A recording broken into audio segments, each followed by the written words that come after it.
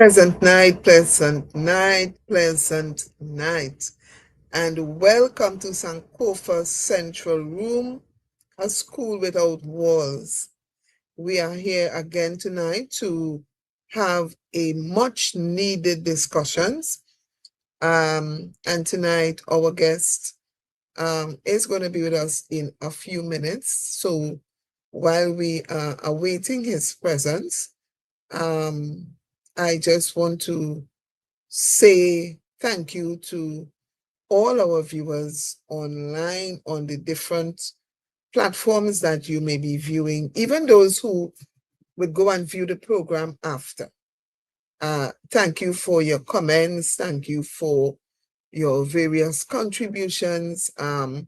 Your input goes a long way in terms of us being able to share information, because when you ask questions, some of which are very thought-provoking, we have to reply. And so to all the persons who will continually meet me and say, continue, I thank you for the encouragement. Yes, every kind word means a lot.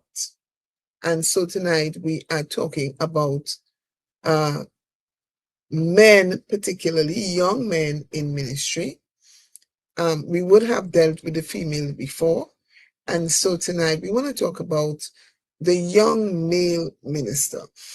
We want to talk about his ministry, his challenges. How does he balance his work life, his family life, his ministry life? How does he deal with all his commitments and still be effective in ministry? So tonight we will hear from Prince Ikenna Jordan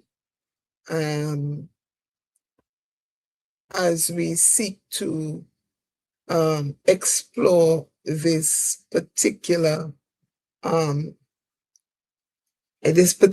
area tonight. Let me take a moment before we get into the discussion to say, you can feel free to send me on the program or inbox me, or those of you who have my number, and there is any particular topic that you would like to see us discuss on Sankofa, you can send me the idea that you have, the topic you want to have us discuss. And of course, we will then have to source persons who are suitable for whatever that discussion is. So I want persons to know that you can participate. If you also want to come on Sankofa to talk about an event that you are having, something that is upcoming and that kind of thing, you are free to contact me as well. A couple of persons have inquired as to how to be a part of Sankofa. All you have to do is call me and we will take it from there. Yes, it's a school without walls, and of course, persons can join Sankofa School Room. Yes, joining Sankofa is another story, but you can join Sankofa School Room and be a part of all the activities that Sankofa School Room has to offer. I understand that our guest is in studio, and I want to, at this time, introduce to some and reacquaint with others, none other than Prince Ikenna Jordan, who hails from the Twin Island of Tobago. He is in Trinidad so very often, I think maybe some persons don't know that he is from Tobago, but as a true servant of God, he serves and serves well. Yes? So I want to bring on camera none other than Prince Ikenna. I know that you may have had a long day today, and let me thank you for coming. Let me say good night to you, Prince, and how are you? Pleasant evening to you, Elder Lloyd, and to those who are viewing online. I'm doing well. I am filled with anxiety because results comes out tonight, and you know my situation. So I am filled with anxiety at the moment. You know, I missed that train because um, I heard results was coming out Thursday, and I was looking out today. It was only this afternoon. A friend of mine said to me, "No, it's coming out tonight." Yes. So I said, "Well, okay. I am sure there were other parents like myself, although I didn't have any body who wrote per se, but there's always somebody that you may eventually know." I was like waiting to hear somebody who would tell me their daughter or their son or somebody. So it's tonight. It's tonight. Well, I hope you can sleep after the show and then get up and check. Oh, that looked like no sleep No until sleep. until until you check. No sleep at all. But all of this is part of it. All of that is part of it, really. And so, Prince, tonight we want to talk about a young man in ministry. We would have focused some time ago on the young woman. Tonight, we want to talk about a young man in ministry and the challenges that young men face. Um, you know, we, and let me say, as a people, it is believed that men um, do not really face much challenges. It is believed that men handle everything that is thrown at them, and they don't have emotions, and they don't hurt, and they don't many things that we women do, cry and hurt and sorrow and all of that, and lament and stuff. But when we look at the man is supposed to, in the eyes of many people, represent that rock, that that pillar, that person that you can't really penetrate the way you will penetrate a a woman in terms of feelings or emotions and that kind of thing. But having gone through some studies, I realize that that is a myth. That is not so. And so tonight, we want to talk about the young male minister. How does he really survive? And I think the best person to speak to about that is you, because you are you are a family man, you have a secular job, you are in ministry, um, you um, have other areas of your life that is happening at the same time. Prior to your coming on, I was talking about persons may not know that you are from Tobago because you are always here in Trinidad, ministering. you know, you and I think by now you are known in the airport as a standby king because you are always on a standby flight. Yeah. But Yes. in spite of all that you are always very pleasant, very calm. You do what you have to do with excellence. It was one of the things that drew me to you because um, I did not know of you before, and I saw you on a platform. You were preaching at a Thanksgiving, and I was looking. I said, but and I looked at your persona, and something about you drew my attention. And as God will have it, we came to know each other. And the whole thing about it is, how do you manage to be all of that, do all of that, and maintain a professional, calm composure the way you do? Give us a secret tonight. Okay. Well, I wish I knew the secret to it. Um, but what I can definitely say for sure is that prayers really helps. And me as an individual, and I'll speak about me for a moment. Having a calling to ministry, it's important, and not someone that decides to wake up and take up ministry.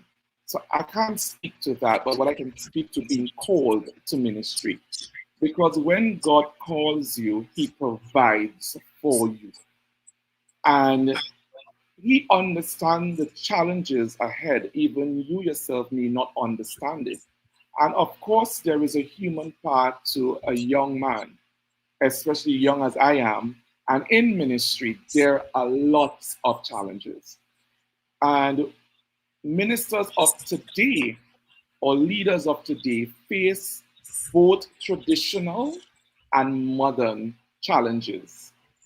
And some of those modern challenges, mental health issues, economic pressures, um, public scrutinies, and all of that. But you, as an individual, have to remember that you were called to be an example in society. So you have to find ways in which you connect to your divine source and allow Him to fuel you, allow Him to maintain you, that you're able to serve and serve with excellence as you described it.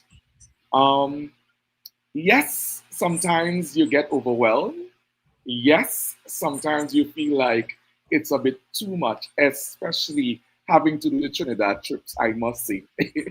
I must say, the standby trips are one of the most challenging trips, but because you are up at 3 a.m. in the morning. Sometimes you're going to bed like 12 midnight, and you have to be up at 3 a.m. and then you have to be at an all day function, and then you're back in the airport the said night to get home, So, in all of it, the beauty of it and what refuels me daily is after the message has been delivered, the persons who have expressed how they were touched and moved by it. So the testimonies of persons really keep me going because it reminds me of purpose. It reminds me of my calling, and I am indeed making a great impact positively on person's life and by extension society. Definitely. I am in full agreement with that. You definitely are. Um, but let's talk a little bit about the life of the young uh, minister. And tonight we are dealing with the male minister. Um, as a young man, there are a lot of pulls um, out there. There are a lot of, meaning a lot of things that can attract you and uh, pull you in a particular direction. Um, do you, um, how are you able, let me put it this way, to keep your focus on ministry in the midst of all of the worldly distractions? And when you talk worldly distractions, people think you're only talking going to FET or womanizing and that kind of thing. But there are other distractions. Social media in itself is a big one. Yes. Um, the if we go to look at social media and we look at the different aspects or the different platforms, I should say, an individual can spend all day just going from platform to platform to platform to platform to different programs to that kind of thing. We look at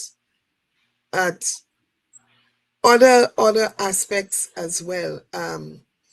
Things that are all around that can grasp your attention.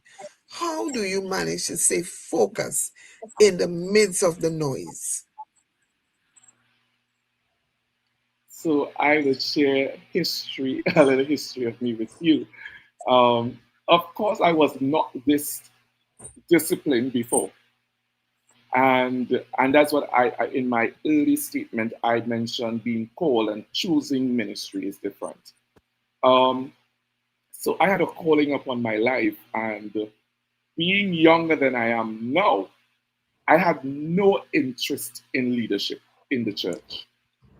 I just wanted to come and be the normal, regular Baptist boy, jump up, shout, and go home, and that's it. And be able to party and do all those lovely things. But it came with a life changing lesson where I was hospitalized for a week in the hospital. And while there, God reminded me of remember your ministry. And that, of course, I put up a challenge, even though being in that position. And I was like, not me, I'm too young for that. And the experience was the oxygen levels kept dropping at the time, just keep dropping. And I was like, I don't care, I'm going to die.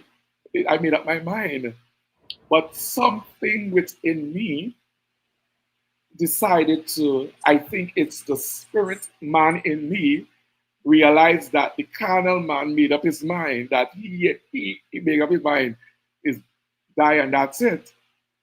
And then at that point, I told my mother, bring me the Bible. And I took a proof. And the proof reminded me of what God has called me to be. And at that point, I said, Lord, I accept this. And the moment that I did that, I began, my oxygen levels start rising again. So I'm saying this to say that in some situations, we have persons who are called by ministry and you can't run away from it because God puts you in a place to remind you that He's God and God all by Himself.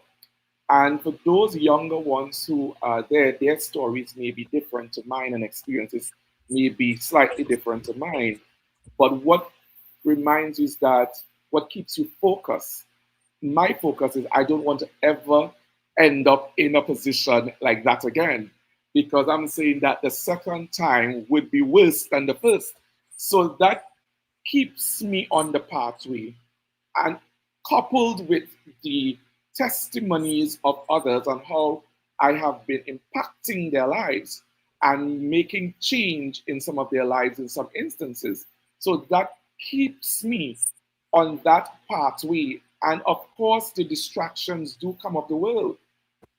And because I work in events, and working in events, I am privy to carnival events. Sometimes you get invitations. Sometimes I do attend one or two.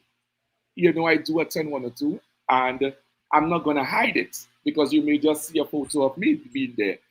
But I always remember that it's not what I do and how I do it, because it's in the line of my job, what is required of me to be at that time. So most times you see me there, and I would enjoy the events, but I always remember that there is a higher calling on my life. So I remain steadfast in prayer. I rely solely on Almighty God, because He is the keeper and preserver of my life. And I remember that there are consequences to actions. And that indeed I'm afraid of, because I have experienced a consequence to my action of not wanting to accept leadership in ministry. As a young man, Prince, I need you to share it with us this evening, because I can speak from the woman's perspective. I need you to speak to us tonight from the male perspective, especially the young male perspective, in terms of what are some of the challenges you would have experienced in ministry from your inception to now, and as well as from your association with other young ministers, some of the things that they may have experienced as well. And what advice would you give to persons who are struggling with some of the things that you will share with us? Okay. So we have one that I have recognized that is very prominent in our faith. And we have a lot of ministers who are struggling with mental health issues. And we are also seeing that there are a lot of ministers who actually lack resources to do their exercise, their gifting, and all of that. We also have leaders who have experienced financial hardship, social media pressures. We have a lot of that. We even have, in some cases, the criticisms, and in some cases, we have where they are not respected by older ministers or elders. So I have come across personally where older or senior ministers in the faith, once they see you have a gifting, they become threatened immediately. And that all by itself can now stem a whole lot of other issues that comes along with it. Because the pressure is on. When an elder don't like you, that elder goes to the extreme ends to take you down, to discredit everything that you do, everything that you say, and they encourage others to do the very same.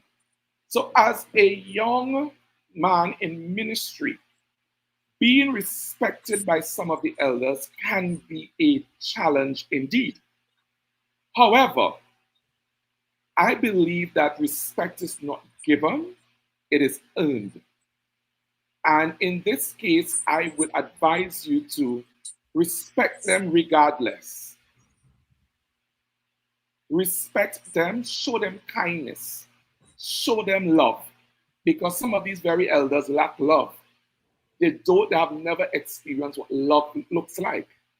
And because of they having all of these things pent up in their minds and hearing other persons, because when somebody wants to take you down, they go so much in your past. So they start talking to some people who were once in your life. and they gather information and use it as ammunition in the present day. But I'm here to encourage the younger ministers that is okay. Your past is your past. That is fine. But you have to ensure that what you present now is worthy of being respected, is worthy of being honored. So I would say to them is that you remember, take whatever information is being said about you, ensure that it's not true. And if it's true, you make changes accordingly that allows you to become the best polished version of yourself as an individual and keep walking. Always stay in connection with Almighty God for guidance because sometimes God will allow you to do something that seems unorthodox to the eyes. And because some of us lack spiritual maturity, that it allows them to create a mess of situations. But you, as an individual, have to ensure that you are able to share what God has given to you and share respectfully. That persons will one day, may not immediately, but one day, will understand that in which you were sharing. And so um, I just want to touch a bit on that point because that is one of the point that seems to be a sore point. It is one that keeps coming up over and over. The one of respect between the elder and the youth and the youth and the elder. That is one. Every time a conversation comes up, um, they they they the question of respect or the situation of respect um, from both sides of the fence always keep coming up. And then we have that of young men feeling that they are being bullied as well um, by the elders and in some cases, persons will tell you it is so bad that they are ridiculed in public. Yes? And so they want to give up, they want to throw in the towel, they're unable with.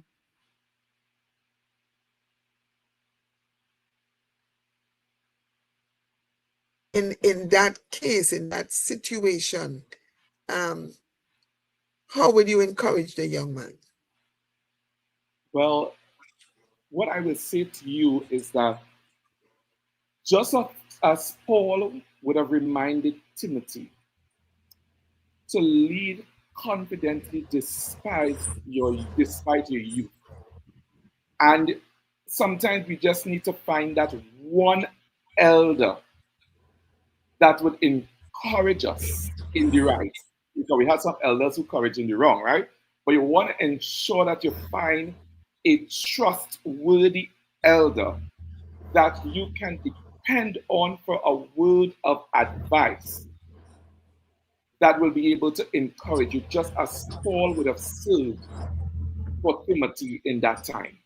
So I'm saying to us as young people, it is all right. Let us become more emotionally resilient. We need to learn emotional resilience. And if we get too much of our emotions mixed up in it, it creates a bigger mess because we can react in some ways that can become disrespectful to the elder. And one action provokes a reaction. And that cycle keeps going on and on without one person trying to be the bigger person and said, okay, let me stop. So I'm saying to the young person tonight, find an elder that is trustworthy, that exemplifies good qualities of of a minister, and sit under that minister and allow him to mentor you or allow her to allow him to mentor you because he would have had some experiences and he might be able to share some strategies, and how do you overcome such challenge? So we have a question, and the question is, how do you handle situations where older or elder members, meaning you would have now taken over and you would have met some persons there who are elder than you, don't respect you as the minister that God has put over them? Well, I can share. So when I went to this ministry, or the current ministry that I operate in, I have different age group of persons. I have persons that are old enough to be my grandmother. I have people old enough to be my parents.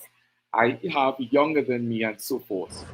You as a leader, you must assert yourself as a visionary because no, they will challenge your authority, especially if they realize that you're weak in some areas and they're going to prey upon it. So my advice to you is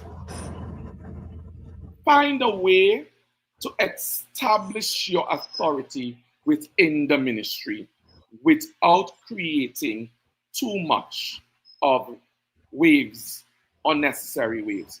For example, some persons think that being a minister and being an authority means that you can speak to anyone that how you want and you can just give commands and that's how it happens. But it takes more than that to be a leader or a minister. You must now understand people interactional skills. You must understand how do you manage resources. You must understand all of it. It takes more than that. You must study the human, and psychology is important because you know that these people, like for example, I can say that if you're going into the room and you want to implement a change within the house, of course you will be met with opposition. You would.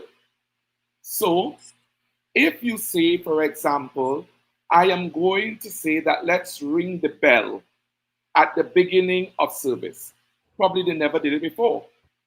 So if you're about to implement that, you must present to them the pros and the cons. Why we must do so.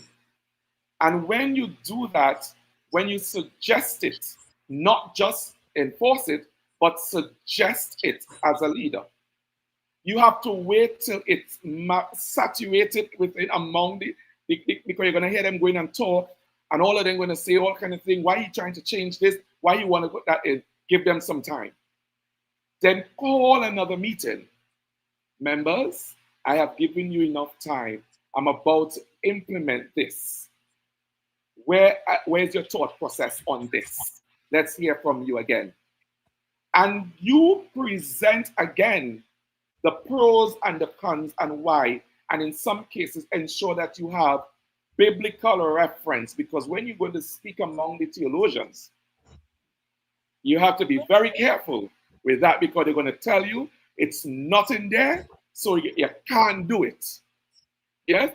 So I will ask of you that you do extensive research on what you're about to implement because you must understand that God is not a God of confusion. So in this is all to say that you have to, by doing this, is earning your respect from those who are older than you. Because once you're able to provide guidelines that they will understand that, okay, we no longer need to do this, that we can do this now, I understand. You win them on your side, you win them into the fold. And once you have a team that is in unison, that is working in unity, you are able to move mountains. As a minister, you must always remember that unifying the flock is important, regardless of age, status, or position in the house of God. very well said. Very good advice for the young minister that is coming, because a lot of young ministers are taking over ministries now. And one of the things that I admired that you would have just said is that you don't just come in and everybody has to go with what you say, but that there must be some consultation and some edification as well. Um, and that I truly respect, because it can be a case of, well, I don't care, I the minister and I don't care, and I don't care what nobody think, and I don't care what nobody feel, and I don't care what nobody think about me. It can't be that. It has to be because you want the people who you are about to lead to, for the want of a better term, be comfortable with your leadership. Yes. Yes, yes, And and as you said, the less waves you create is better for not just you as the minister, but better for the ministry ministry. as well. Yes. And makes life a bit more comfortable for everybody um, who is a part of the ministry.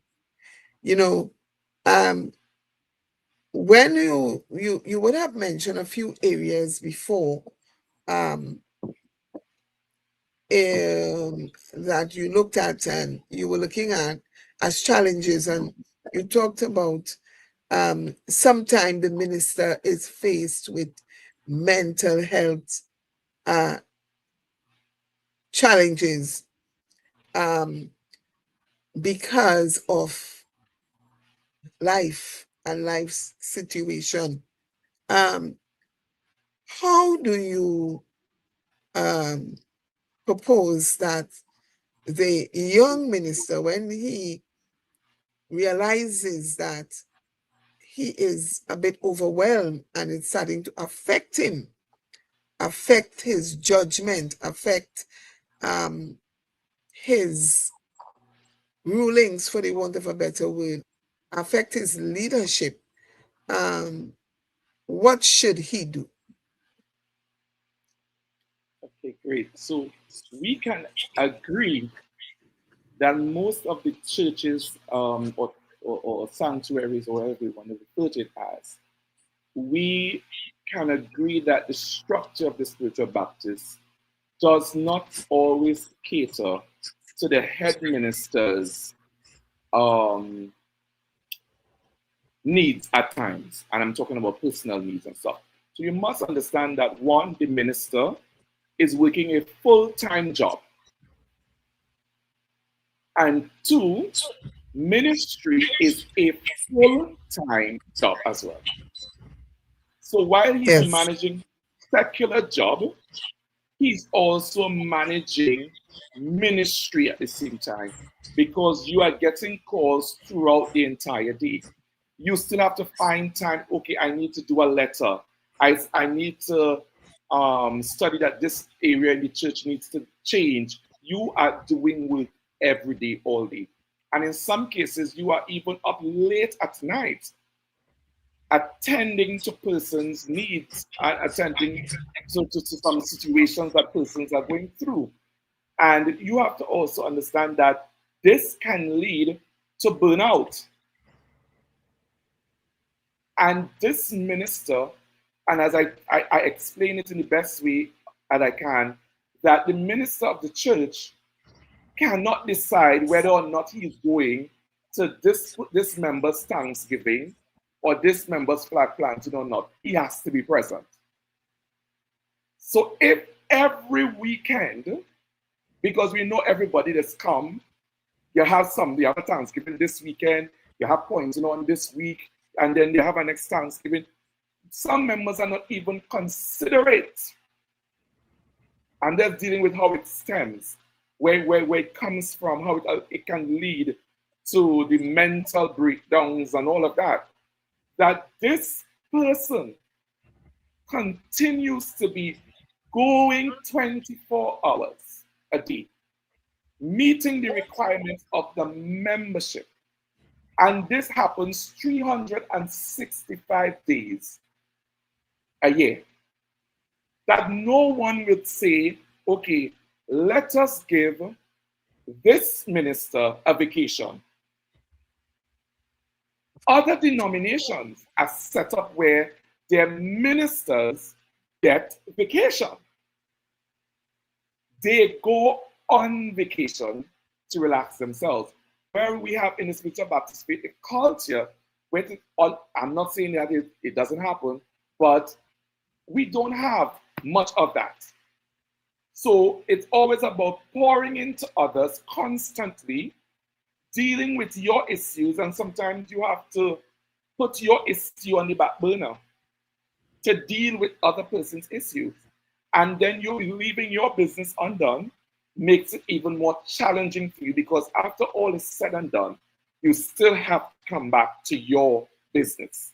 And that can Yes. put you in a really, really bad state because now there is little to no one that you can go to with your problem as a minister.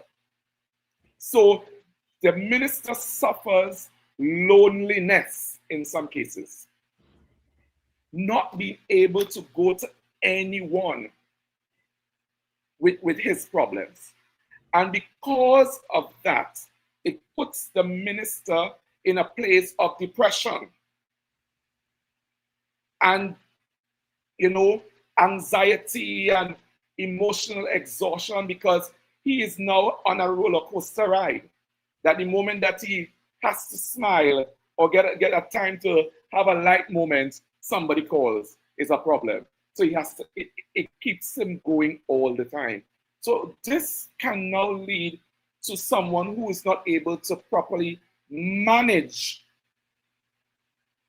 all of this, leads to a state of mental illness. And the membership has a responsibility to identify when your leader is going that way. That because if we are Christ-like people and we are a loving bunch of people, God-fearing people, once you have recognized that your minister is in this state, is your responsibility to pull together and say, Minister, you have always been serving us. We are ready to serve you. Now, I'm saying that doesn't happen in all cases, but majority of the cases, that's what happens. So I'm saying to ministers, get yourself a spiritual body. And I say body as in BUDDY. That you, when you're going through your situation, that you can, as a confidant, that you can express or you can share with them what you are going through, that they might be able to provide some advice that you're able to better manage that. If it is that you need counseling, because some of us think that we are heroes, that we could just, this go pass, God will do it. But it's not all the time that it's going to happen like that. It's not by the waving of a wand and that's it. You have to be able to understand that I am failing now and I think that I'm falling into a state of depression. So I need to know I need to stop now. I need to make a current stop, reevaluate where I'm at, recalibrate my direction, because I need to not find myself in a situation. And sometimes we as ministers need to take time for ourselves. It is okay to take time out for yourself. And that is a lesson that some of us learn the very hard way. Yes? Because some of us believe um, if I am not there, it can't happen. And it is only when your body starts saying, you need to take it down, you need to, because your body will start telling you at times, listen, you need to rest, you know, because That is the reason why God will not call you or choose you. And that is true. When God chooses you, he equips you. But you as the minister, if I want to quote you right, Prince, even though God would have chosen you and equipped you, you, the minister, must have common sense to know when your body is saying to you, listen, slow down a little bit. Yes. Yes. Yeah? Slow down a little bit. When you have to be able, um, do you think that sometimes the young minister does not understand that not every situation he has to get himself involved with, and that he needs to sometimes evaluate things before he um, gets involved? I strongly believe that. Me, for one, I do not get into every situation. I don't. And because it is not healthy for you, that's one. And as this person said, God will not call you without equipping you. I understand that. But we are still human beings. And God do give the toughest battles to his strongest soldiers. So we do go through the hardest testing at times, even though we were called, because he said, I chastise those whom I love. And we as people, as persons in position, sometimes God teaches us lessons through the hardest battles. So it's not an easy walk through the park. It is through some great lessons we develop certain skills. For example, we cannot ask God for faith and he's going to wave a magic wand and we have faith. He's going to put us through some test, just as he would have done with Job. And we have to go through those unfortunate circumstances Circumstances, yes. in order to birth the quality of a leader or what is required of you as a leader. So you do get your equipping comes in your testing time. That's when he equips you. So he doesn't hand you a tool out front and say, I'm handing you this sword, go out in the battlefield. Sometimes you are in the battlefield. And while the fight is happening, he is allowing to testing you to see what you're going to do in the middle of it all. And so I'm going back to your question in as you were saying, is that we need to assess situations before we get into it. How I function is that not I am not interested in my membership's personal life. That's your personal life. My responsibility as a spiritual father or spiritual leader is to ensure that I deal with the spiritual aspect of your life. And if I may, and I would say this, sometimes we focus so much on the physical or carnal life, trying to change it and depriving the spiritual growth and development and nourishment that is required. That when you repair the carnal life, now the spiritual life have nothing to survive on. But if you nourish the spiritual life and you provide what is needed, then just at some point, that spiritual life will have influence over the carnal life where change will occur, changes will happen. Because once you have fed the spiritual man, it is automatic that the spiritual man will take precedence over the carnal nature. Right. So I want you to elaborate a little bit. and on that point that you would have just made there, because I remember coming up in the spiritual Baptist faith and having met King Shepherd A.D. Calendar, God rest his soul. And he became my spiritual teacher for quite a few years. And one of the things he said to me, he said, I want you to know. He said, don't get involved in your members' personal life. He said, if something is happening with them and they want you to know, they will tell you. They want you involved, they will ask you. He said, but that is not your focus. Yes? Your focus is to teach them the word of God. Teach them how to pray. Teach them to develop themselves, their spiritual self.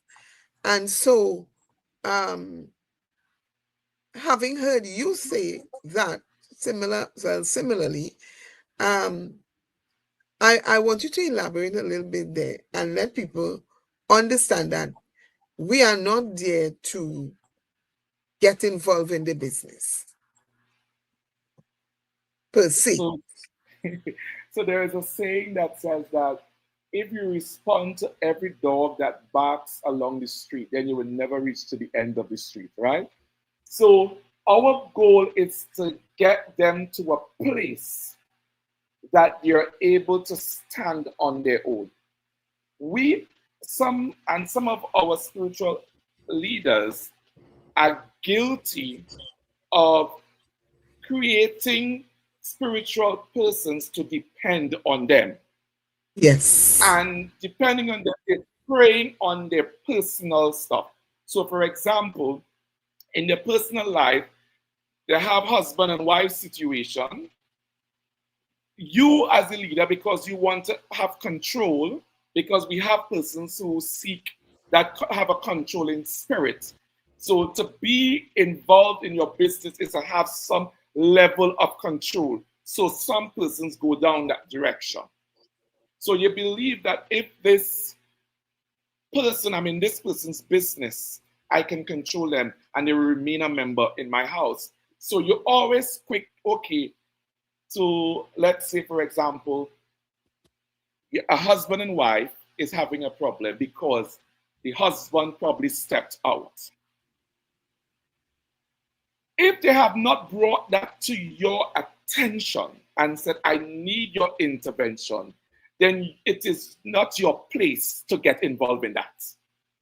Now, and I would say this to young leaders, you have to be very careful when boyfriend and girlfriend, husband and wife having disagreement. And not only leaders, but friends that get involved.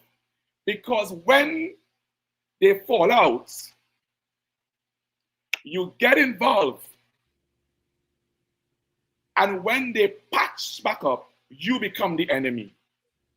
That's so not right. even, and then you are being painted or demonized.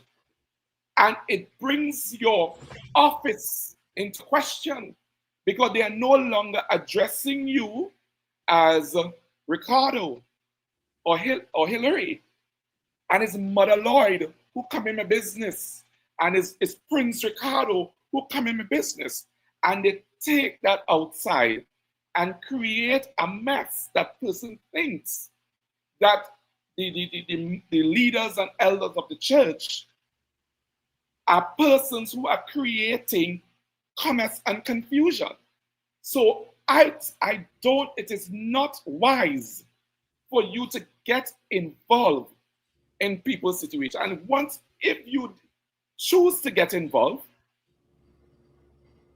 I would say to you, remain unbiased. That's right. State the facts. Well, because the Bible also teaches us about calling a witness. So if they call you a witness to resolve the problem and you stand as a witness, you must remain unbiased. Tell them the truth do not say something that favors one and unfavor the other. The truth will always stand. And when you have done that, your responsibility, as where you highlighted where parties were wrong, your next responsibility is to pray for a resolution. You have to pray for the mending of the situation.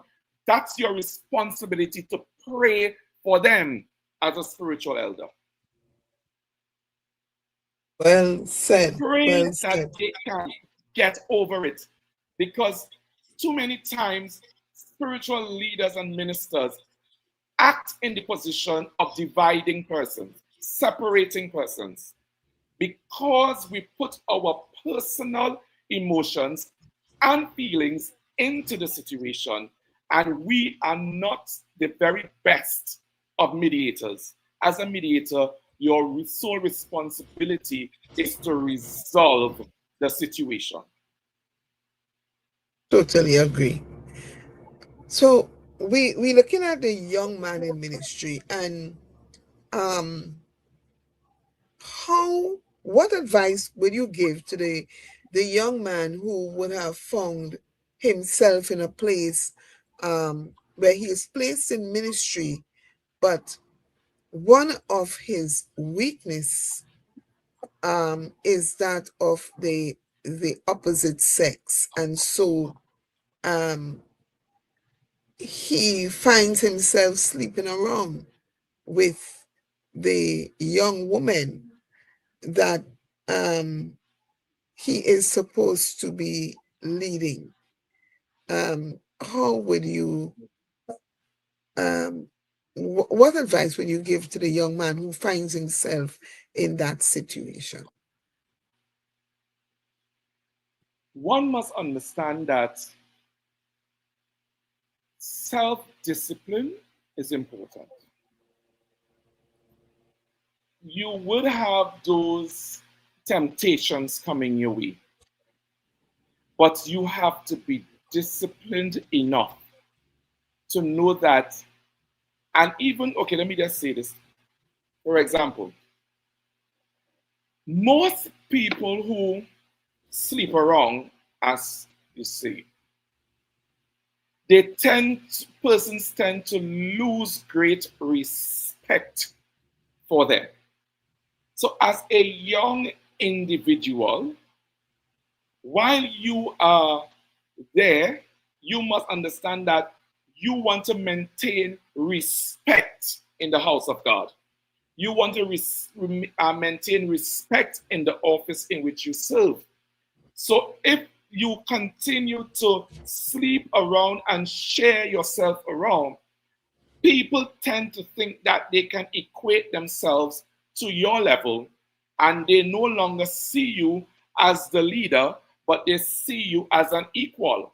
So you have just invited opportunities for disrespect to happen for you. And once that starts, then it's going to be flooded by many, because it just takes a few persons and then everyone thinks that they can do the same. Self-discipline is important. So apart from establishing spiritual discipline, you must know for yourself that sleeping around is not the way to do it. You should not be sleeping around. So you have to be able to say, well, I'm not going to do this, because how am I going to have spiritual children and sleep with them? That's spiritual incest.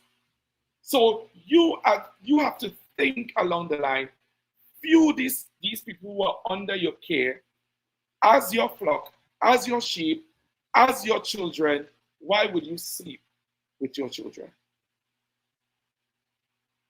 So I'm saying to you, you have to have more spiritual and personal discipline.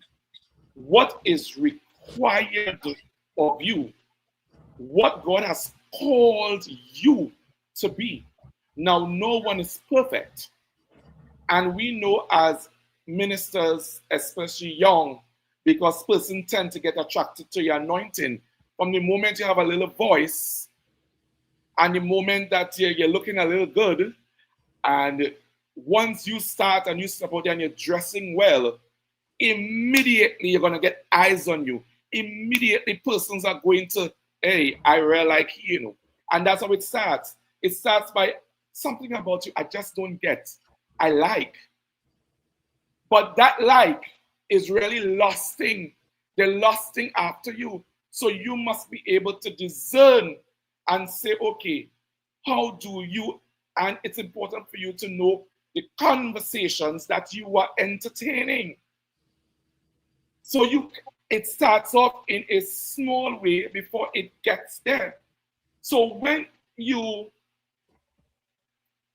have persons sending you in your inbox, I'm just wishing you a beautiful day, and it happens today, it happens tomorrow, it happens, but there is no God bless in there. It's not continue. There's nothing to be like continue to grow, continue to save in His grace. You already could start to identify that this person have some level of feeling towards you. So immediately, your technique is that you have to maintain your standard. You have to now say, well, okay, this is not going to happen. I cannot allow them to penetrate the wall.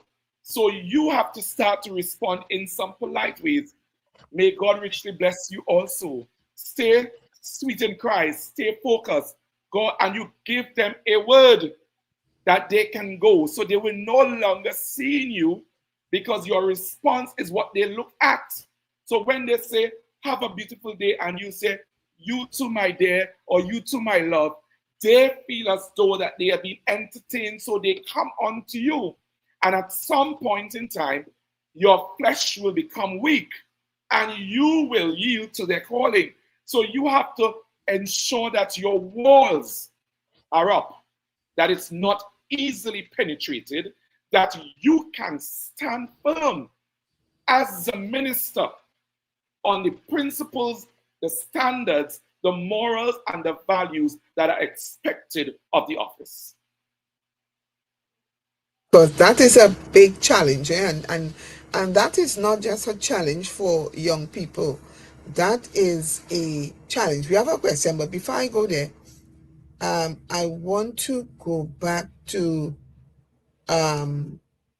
we have teacher Gloria Calendar, who is on Blessed Night, my sister, and she is saying, stay in the word and let prayer be the mandate, and keep your integrity and standard intact.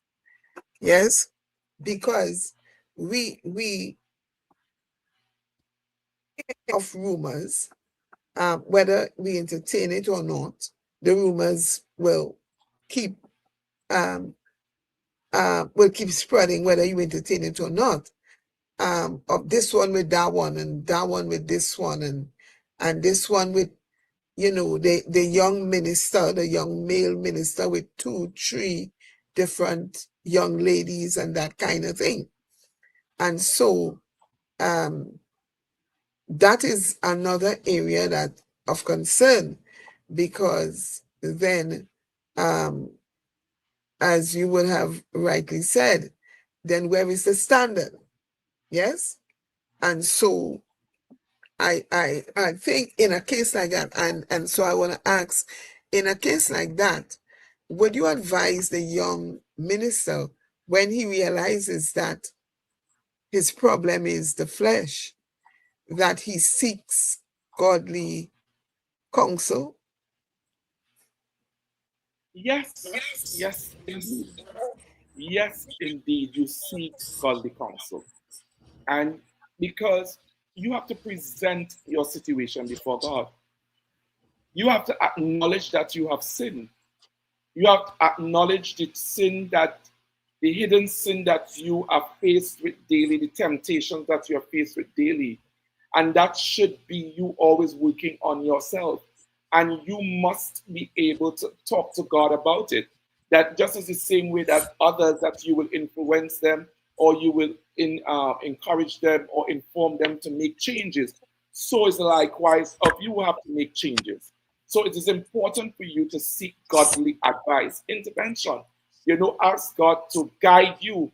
Find yourself in the scriptures that allows to comfort you at the time that you're able to be a better version of yourself. And I know you said something that you said rumors, and I have there's a saying that says that rumors die at the ears of a wise man.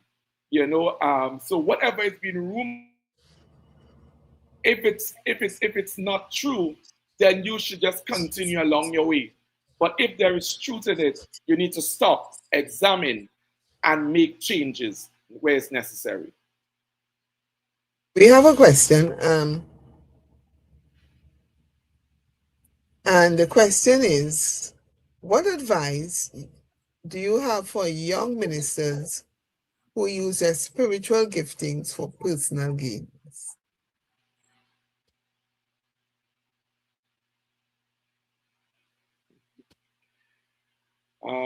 My advice to you that has a payday. That has a payday.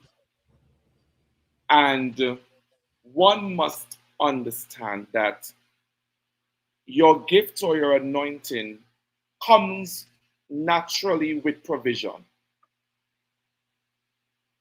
And I understand that some persons may try to justify by saying that they are not working somewhere, but this is how they get their income, and this is how that they live. But I want to tell you that the traditions I have seen growing up in Tobago in particular, there is a lady that I know of that does rubbing of the joints. If your hand come out, you put it back in. The local Yeah. practitioners, and every time I would have been privileged to go to her or go by her, not for anything for me, but to take persons there, she never once say, well, this is how much I charge.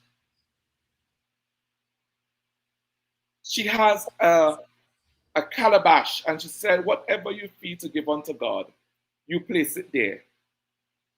And it shows to me that she's not using her gift that God has given to her for gains, but she's allowing you, because the word of God spoke about a cheerful giver. And we to ourselves must understand that when persons would have come and labored in the field, you have to allow them to bless you. But some of us has made this thing become so transactional that it loses the spiritual essence of it, and it becomes a performance because you are trying to please someone. I'm saying to the young ones that are coming in who are doing this, I'm saying it's going to catch up on you, because when you have persons paying you to conduct a Thanksgiving or to do whatever it is, if the Holy Spirit says to you something that you know is going to upset the Thanksgiver, it puts you in a compromising position that you know that you have been paid. So you can't say this to the Thanksgiver. But woe to the shepherd that lead the flock astray. So you have a payday. You have a payday. So I'm saying to you, either you are working for self or you are working for God. And you have to make that decision. And if you are working for God, be rest assured that the provisions will be made for you, because there is no work that goes unpaid by Almighty God. But when you are Well, working for payment from man, you may have temporary satisfaction, but when that day do come, it's not going to be a good one. and well said. Let me take a moment just to say hello to some people. I see Pointer Douglas is on, and I want to say good night to you. Pointer Douglas, it's always a privilege to have you. I am hoping to contact you soon so we can have a program. It is something that is long in the making, so I'm hoping that we can speak soon and we can do a program. I want to say a pleasant good night to Teacher Laura. Um, I pray God continues to bless you. You know, these are some mentors in the faith, yes?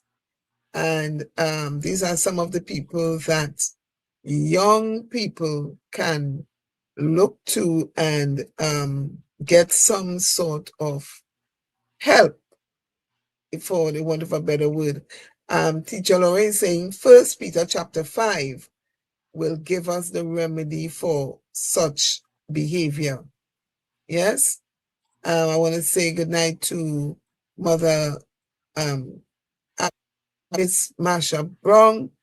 Thank you, thank you, thank you to Sister Listra Sylvan, Yvette Thomas, and Jenna Lewis. As I go along, I will stop and just hail out some people. Janetta Taylor Mohan, um, um, Alita, Sister Alita, thank you, thank you, thank you for joining. Helen Martin, thank you for joining. It is important to say thanks and let people know that you appreciate their taking their time off to join the program. So I want to go to the young man who is in ministry. He has a different vice, or he has a different area of weakness.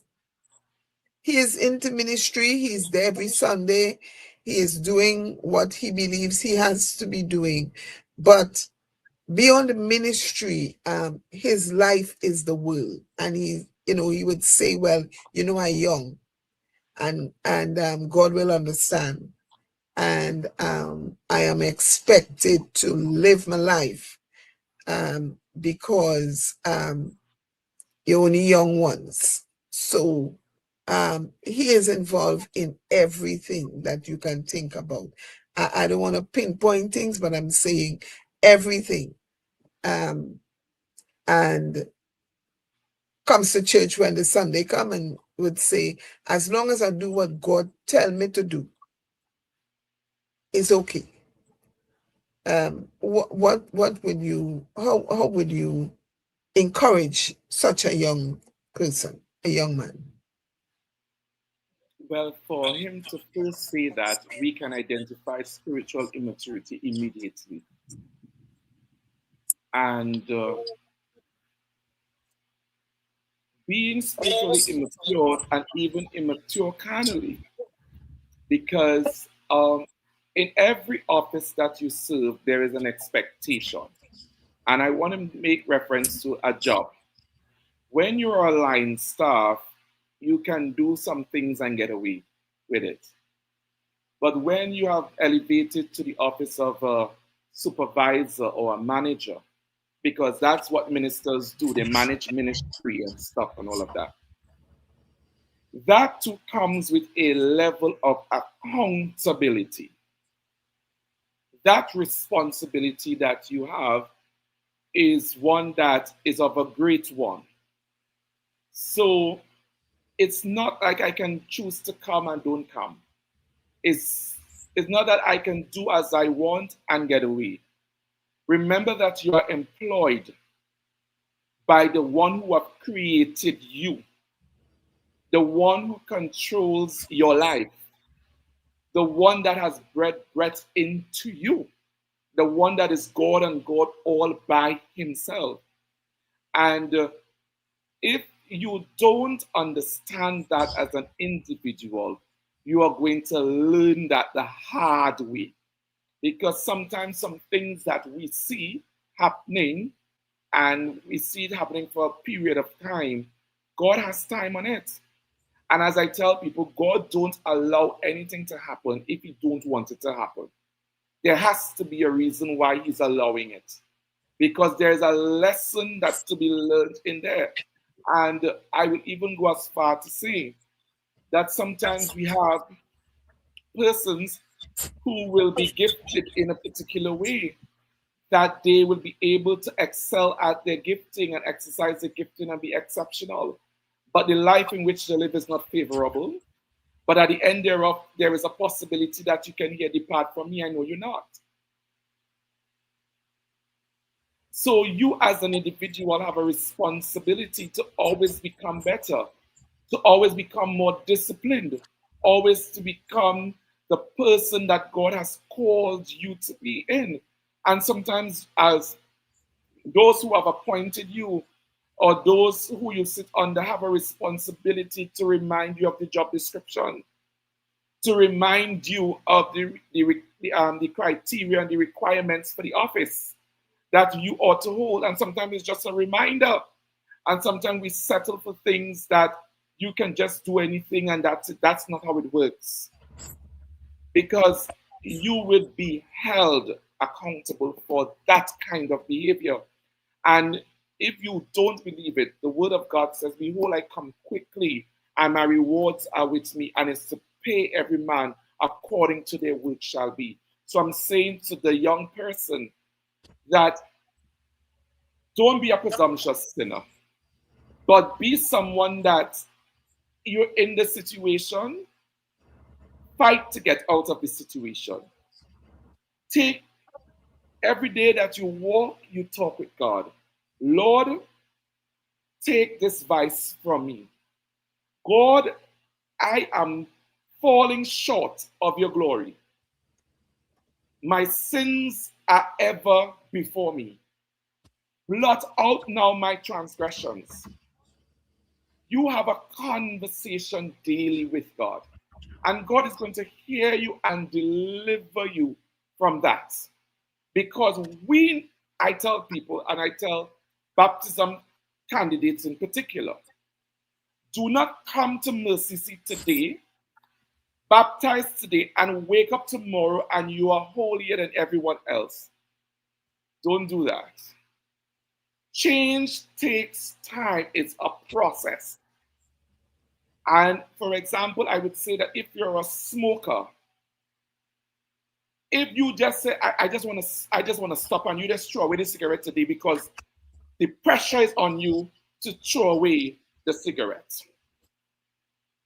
At some point in time, the second level of temptation is going to come greater than the first. And when you fall, you can fall really hard. But allow it, "Lord, take this from me."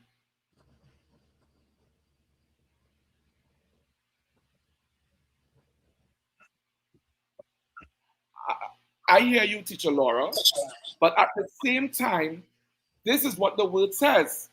But we are dealing with the reality of the persons that are in it, in the situation.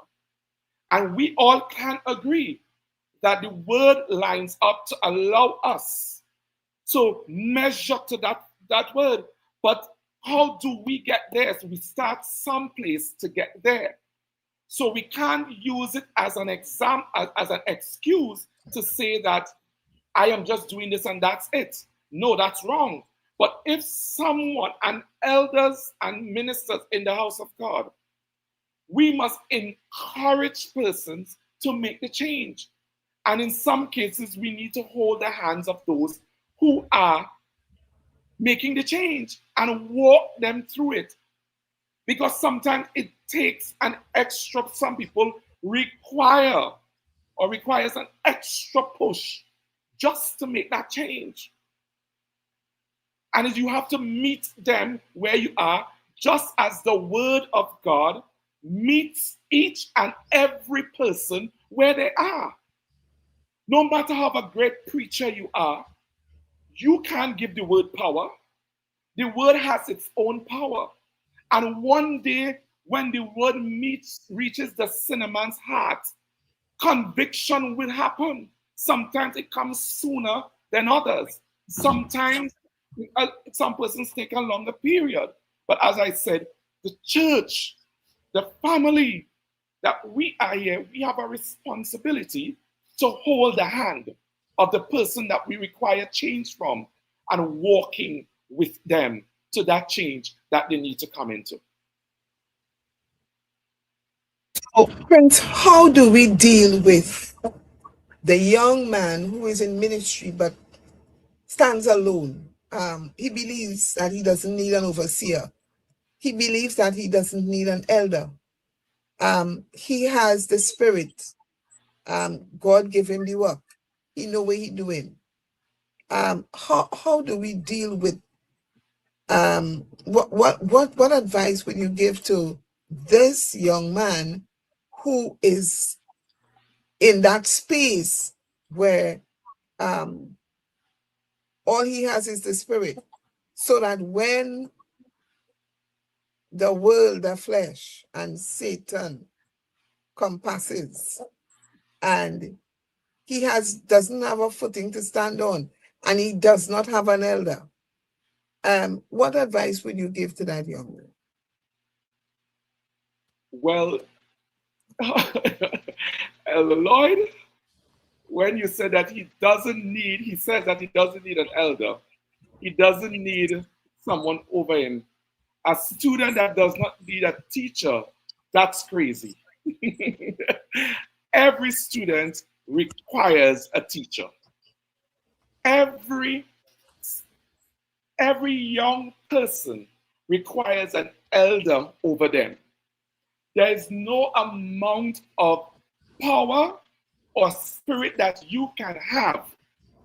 Because if you truly have all that you say that you have, you will understand where leadership and mentorship comes into place. Because Jesus could have just said, disciples go out. But before Jesus sent his disciples out, Jesus spent some time. He spent some time. He spent some time teaching the disciples that they're able to go and teach others. So before you can stand alone, you would have sat or should have sat under an elder that teaches you. And in most cases, and in some cases, we have situations where you feel as though that you don't need somebody. There is something that he said, he puts the mighty down from their seat and he exalts the humble and meek. So you have to be very careful that as you stand mighty, that one day you will fall. And when you fall, you're going to have a hard fall. So I am saying, while you're at it, stop. Even if your spiritual parents died, even if your pointer no longer around, there are so many elders that are around that you can entrust yourself to say, listen to me, I need guidance at some point in time in my life. And I'm entrusting you as my elder, that when I need directions, that I can come to you. And I want people to understand that. Yes? There's always a need for upline. There's always that need for a spiritual covering, because there are times when you will need it. Jesus was Jesus. I mean, he was the Christ. And he asked Peter, he said, could you not watch with me just 1 hour? Because there are times people need people. Yeah. And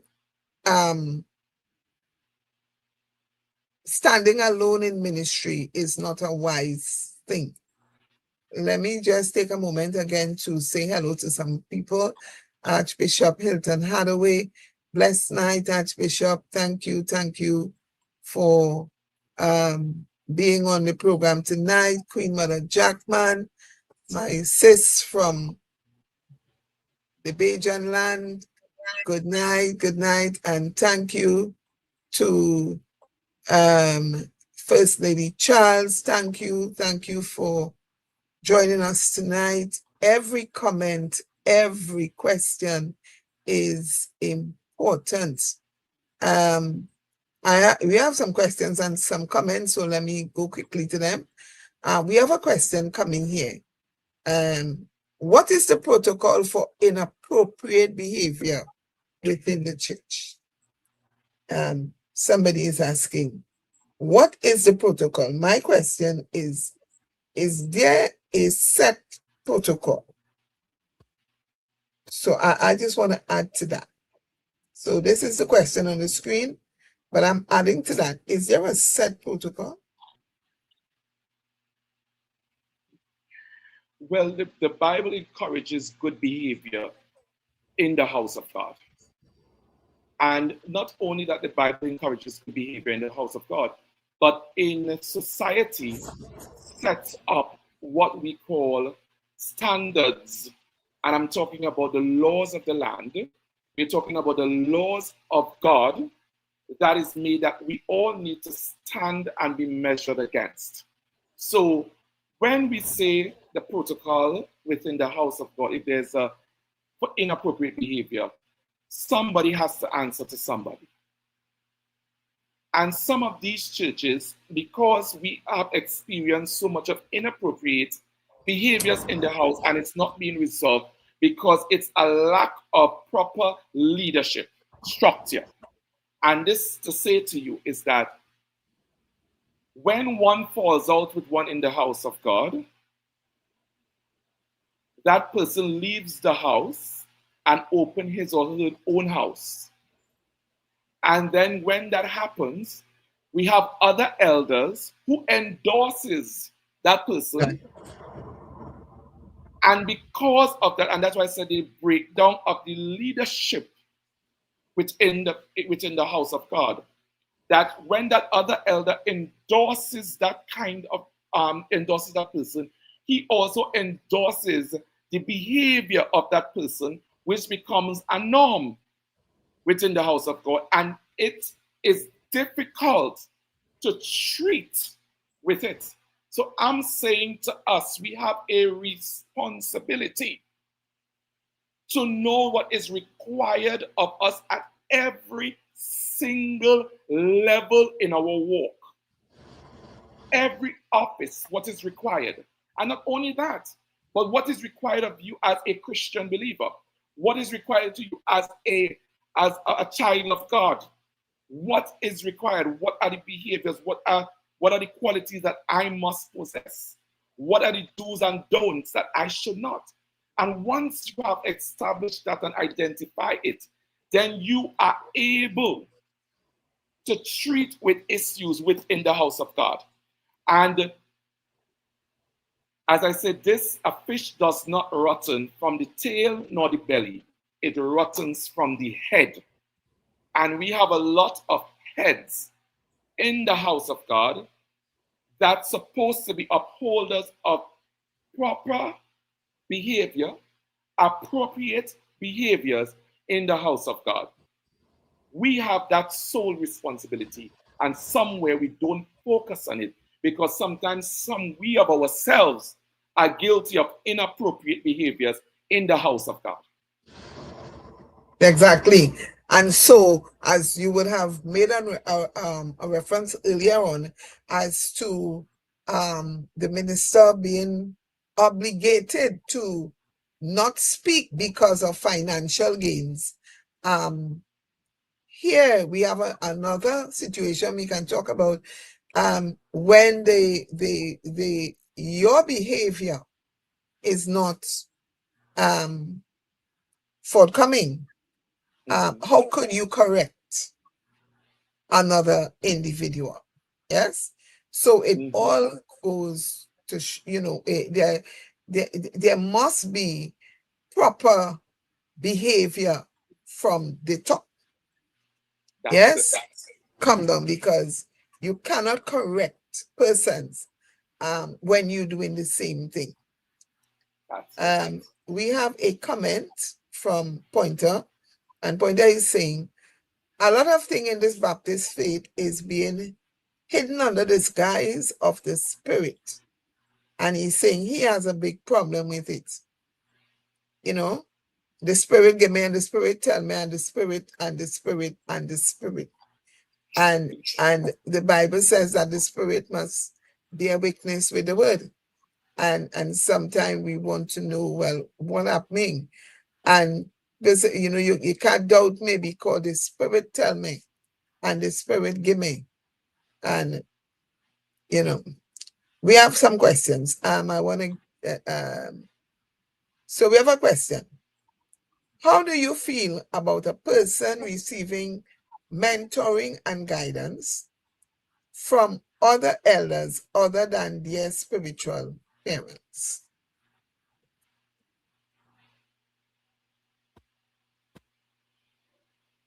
So this is you're hearing me, right? So there's a glitch. Okay. Yes, we are. This is something that a lot of persons don't understand, that you must have respect, and they don't know how to do things respectfully. And I'll tell you this: when I was sent to this ministry that I am at currently, before I went to that ministry and I understood the responsibility of that ministry and what was required of me of that ministry, before I went to my spiritual pointing teacher, my spiritual mother, and I told her, I said, Mommy, there's a cry. And I told her, I said, this is the situation over there. And I received the blessing from her to go there. Sometimes that when we are, because we think that we are adults, that we don't see the importance of maintaining respect for those who sit over us. And because we don't do that, because even those who sit over us do not even practice that. So it becomes a problem within the house of God. And now we have some things that we have too many things that we need to throw out. If it is that, let's say, for example, let's say Mother Lloyd, and then we have, let's say, for example, Mother Marlene. I'm just using random persons, yeah? I am in Mother Lloyd's church, but while I'm in Mother Lloyd's church, I am dealing with something that Mother Marlene is capable of mentoring me on. Now, a conversation must take place. So I am the child. I have to go to Elder Lloyd and say, Elder Lloyd, you are my spiritual mother, but I am treating with this particular situation. And the Spirit of God has led me to Mother Marlene to mentor me on this situation.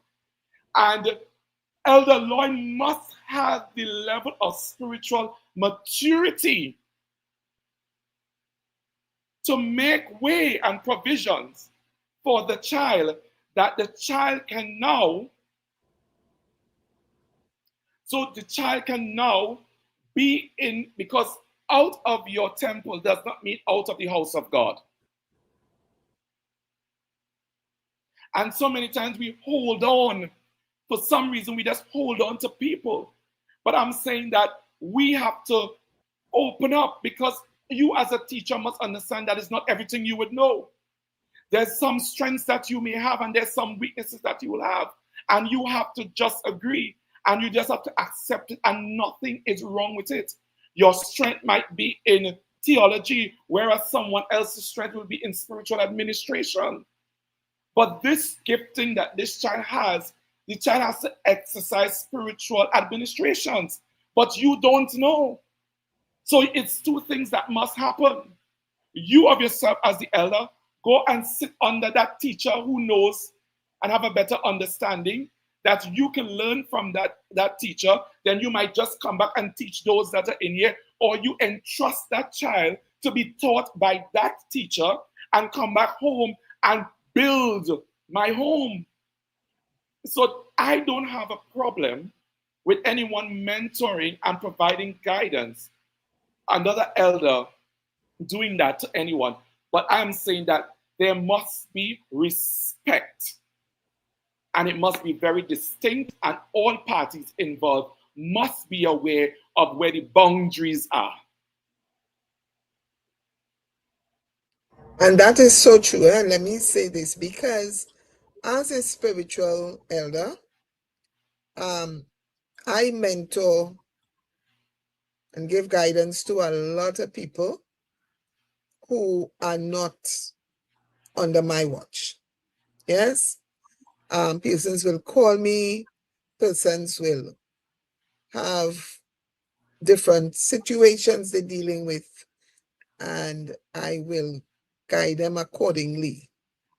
And not at any time will I say to persons, well, don't study your spiritual mother, don't study your spiritual father, you see them and know what they're doing. And that is where the lines is get crossed, you know. And I will send them back to their parents and say, go and have a conversation.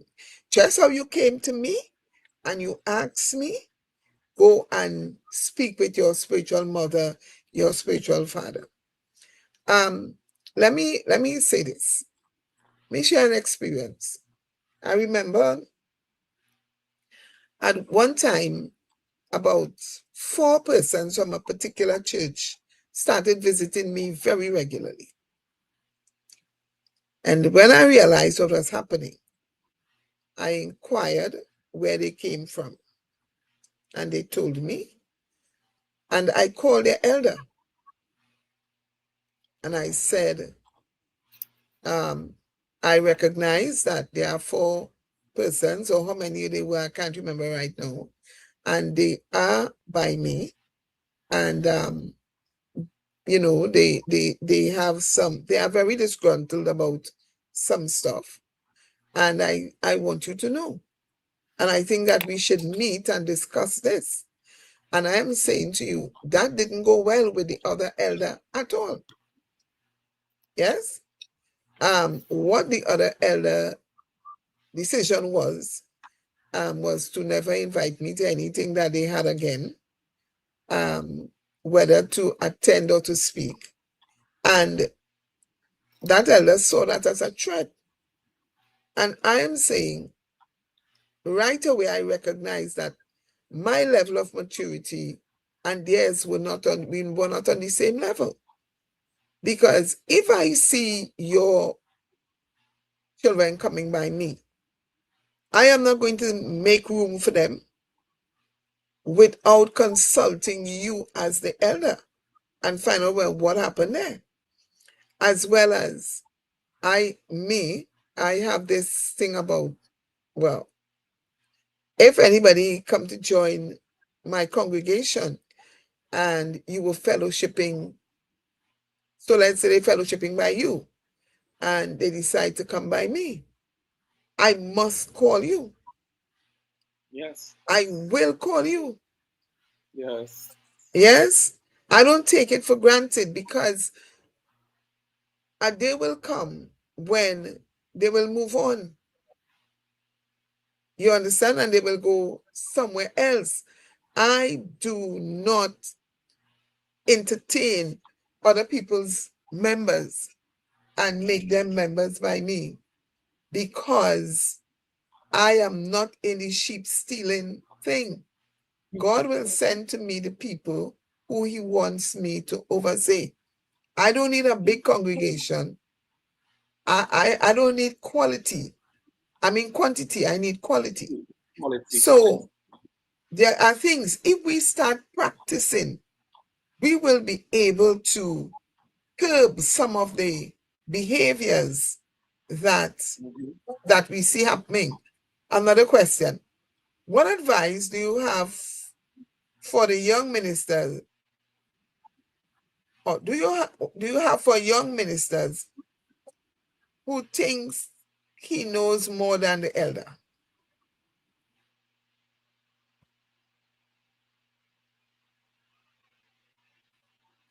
What advice do you have for your minister?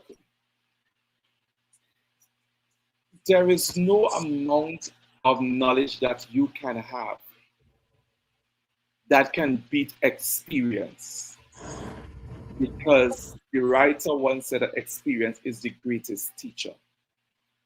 And one must always respect those who have walked before you, because if they didn't walk before you, then you wouldn't be here. So you have to always respect that. And it doesn't matter in a scenario, in a situation that, or on a topic, you may have more information on it. Maybe by explaining that to the elder might even go deeper and give you something that you of yourself wasn't expecting to bring about a greater understanding to that which you think that you knew or know more than the elder. So I'm saying to you, it is always good to sit at your elder's feet, because even while your elder is existing or still here on earth, there's a covering that your elder puts over you, that even if you want to remove yourself from that elder, you are going to be exposed to some things that you cannot have enough gratitude for him covering you. So I would say to you, even if you have information, because in those times we can agree in traditional challenges that we had, that some elders weren't able to have the information, so they didn't have access to the information readily at hand as how we do here now. But you must not ever think for a moment that you are superior, or you don't need your elder, or I know more than he, so he can go aside. Don't ever do that. It will be ill practice. And I often tell people, when you do that to an elder, one day you will become one, and they will do the same thing to you. Well said. And you see, Prince, what I think some young people don't understand, it doesn't matter how much you could shout, how much adoption you could bring, how much spirit you know, how much levels or dimensions you could travel. The elder has an ace on you, which is called experience. Yes. Yeah? So that it doesn't matter what you could do and how much you know and where you see and where you copy and where you learn and where the spirit teach you. Your elder has a trump card called experience. Experience. I agree. How I you live, totally agree. you will never have the experience that your elder has. Correct. That is so correct. Yes? So that a lot of times young people feel that shouting is it. And now everybody want to walk on different dimensions. So they're getting themselves involved in at different levels. And they feel that is it. But somebody said experience will, Decide. yes?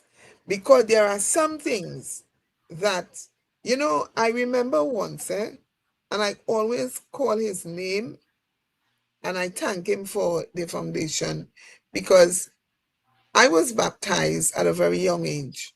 And so I'm in the faith all my life. And I was in one ministry. And then the Lord would have allowed me to meet Eddie, the King Shepherd Eddie Calendar, my Oba, God rest his soul. And he would have taken me to a different school. Yes? He would have taken me to a different school. And I used to leave Trinidad every year for the period of time and go to America and sit at his feet. Yes? Because he had taken me from one level to another. And now, well, I'm under Archbishop Perry, and that's a totally different thing. But no, I am more mature and all of that. So the thing about what I'm trying to say is this.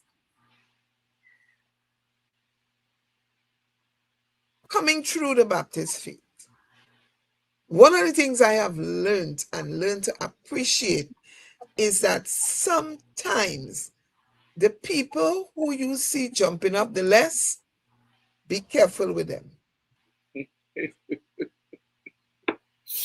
Yes, yes. Yes.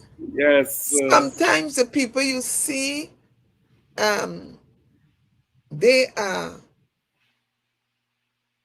they may seem very unassuming because it is not always about where you know and where you moan and where you get. It has some situations, experience. And I was going to say this. I remember once the King Shepherd said to me, he said, sometimes the best of us, he said, sometimes you stand up to talk, he said, and the word gone from you. He said, what do Yes. you do? You understand? And so he taught things like that. When spirit fail you, what do you do? You go to baptize the child and the sea roaring. What Yes. do Yes. you do? And he wasn't in spirit to teach those things. He taught it from experience. Yes. Yes. Yes.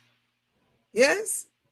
And so you I always say it doesn't matter what you know, what school you went to, how much spirit you have. Your elder has a trump card that you don't have, and that is called Experience.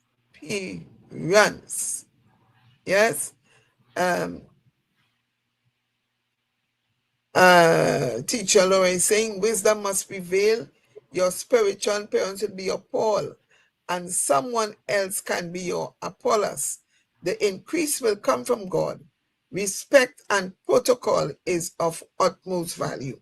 And that's what you would have said Yes. earlier on. We have Pointer again, Pointer Douglas saying, Mother, a lot of them may and can ring a bell, some like their elders, but what makes the difference is the word. The elder may ring the bell the same, but have a word he used. And what makes the difference and what they get trick with. Understand what he's saying? Mm-hmm. So you see an elder pick up a glass of water in a situation and throw the water. The next time that happened, you pick up the glass of water to throw the water. But the elder didn't just throw that water just so. It's the key. The elder used a key. You understand? But you just Yeah. get up and throw the water for sure because you see Yes. them do that. Yes. Again, Yes. experience Experience. will decide Yes. because a lot of times when you look on now and you see, and let me say, I encourage the young people because that's a generation that is coming now.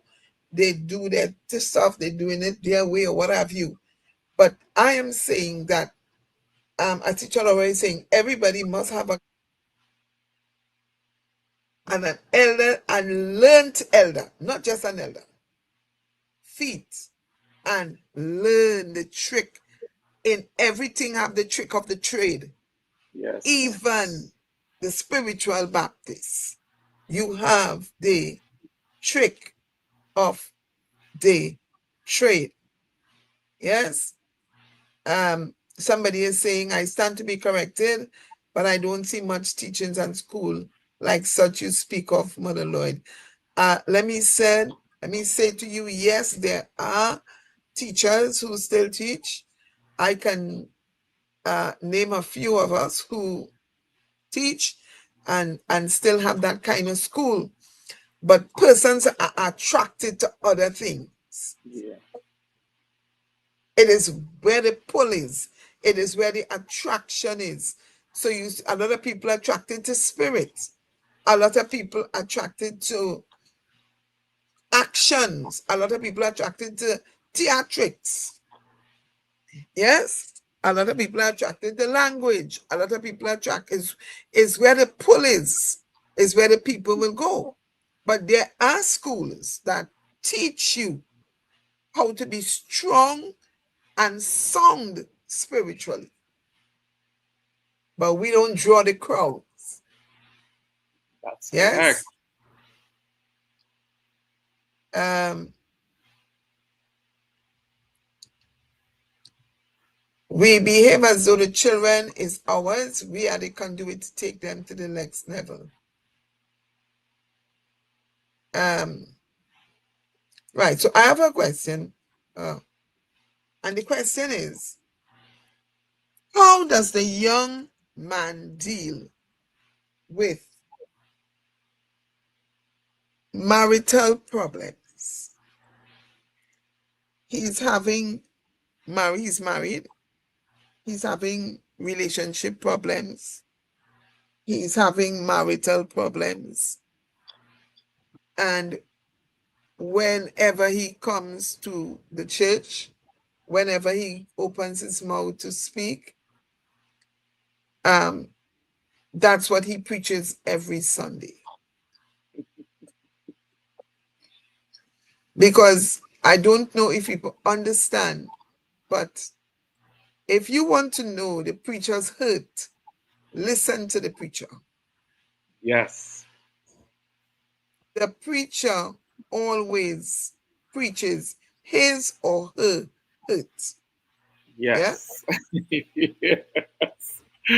Yes. What advice you would give to young men going through marital problems and still leading in ministry?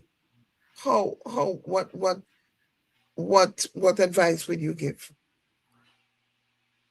So first things first, the young man must understand that when you got married, it was three parties involved: you, your wife, and God. That's your inner circle. And sometimes we allow little things to fester in our marriages that blows out of proportion and goes into a really big thing and causes rift and unnecessary drama or contention within the marriage. I would say to you that the moment there is an issue or first sighting of an issue, you have to resolve it. You cannot just ignore it and say that, you know what, God, whatever is whatever. Because when you leave it like that, that wound is going to remain there. And every time that something repeats itself, that wound is going to constantly be opening. And while it's opening, it's going to get wider and bigger. Sometimes we wait until it's too late and we don't have the cure for it to resolve it. So I'm saying to you, young men, that in ministry, your wife, have conversations. Before you got married, you will counsel, because I think that's part of the requirement that you must go to counseling, marriage counsel, before you get married. You would have been told possible situation, how to resolve situations. A situation do arise, what to do in that situation. And if you're a man of God, then you are the priest of the home, and then it means that you need to understand how to deal with conflict. Because if you cannot handle the issues of your house and manage and resolve them, how can you manage and resolve the issues of God's house? So you have to treat with home. And sometimes we are so ignorant in the sense that we say that, you know what, God will deal with that, yes? And you think, no, God help those who help themselves. You need to understand that I need to resolve this situation. I need to get down to what the challenges are in my marriage and try to actively fix it. And sometimes it's just about egos, and sometimes it's about I'm the man and why I say go, and because she don't want to hear, that's your business. And that's if that's your method of ruling, then it's going to come over into the house of God. it's going to overspill into the house of God. That's the ruling characteristics that you would have. That is whatever you say goes. But it can't be whatever you say goes. You must be able to listen. Listen. And while listening, you need, because men are expected to be the logical thinkers, whereas the women are more emotional. You need to listen and understand strategy in how you resolve situations. So I'm saying to you this evening that resolve the little issues. If it's 10 little issues, spend the time on each of them, that it doesn't, those 10 little issues merge and become one great issue that is hard for you to resolve. And if you need advice, there are marriage counselors. Don't be ashamed or afraid to go and sit with a marriage counselor and allow them to give you advice on how to treat with your situation. Rather than bring it to the church and look for And you bring it to the comfort church. from the members or the female members more so, and that kind of thing. Yeah. Because it creates a mess.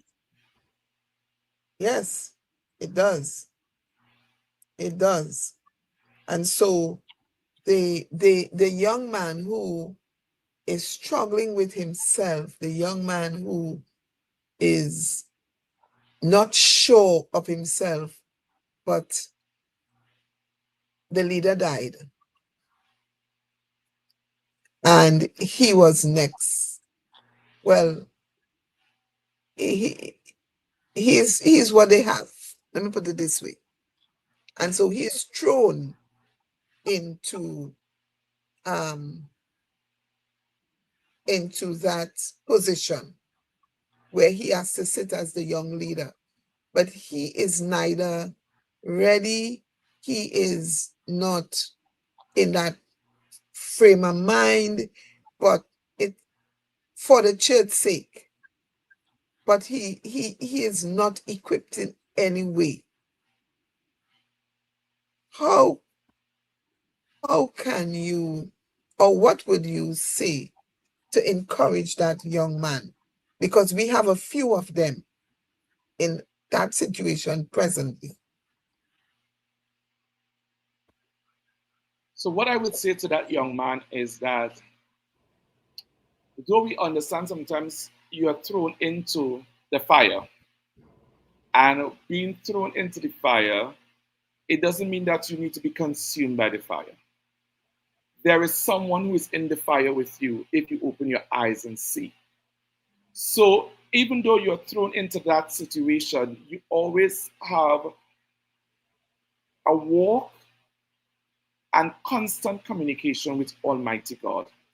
Father, I am in this situation. What would you have me do? I am not properly trained. Send me a teacher. And these are the conversations that you must have with yourself and with God. That He is going to lead you because, and this is the next thing that the spiritual Baptist faith need to start doing some more. Having brother and sister churches. Well, we have those existing, but we need more of it. That if your brother church or your sister church leader dies, that you can send an interim leader who is strong to work with that leader that has been thrown in the position to help to nurture that leader in that way, that leader should come to a place where it's comfortable, that you can say, well, okay, we have brought you to this level, and now we are allowing the ministry to fall squarely on your shoulder. God bless you, and you move on. So I'm saying that you are not in this alone, and you should not allow yourself to become one that is lonely in it because it's all about I. But if it's all about you alone, you're going to fail.